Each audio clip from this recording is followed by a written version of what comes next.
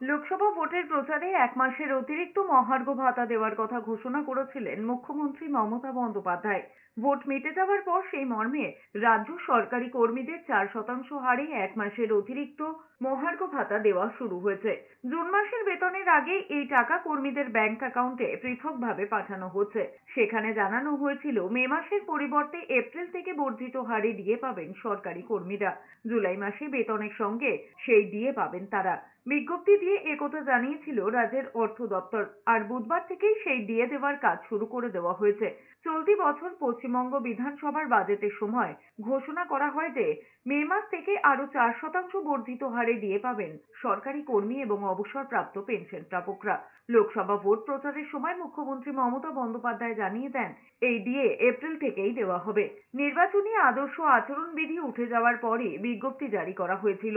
চলতি মাসেই অতিরিক্ত ডিএর অর্থ পৌঁছে যাবে সরকারি কর্মচারী এবং অবসরপ্রাপ্ত সরকারি কর্মচারীদের ব্যাংক অ্যাকাউন্টে।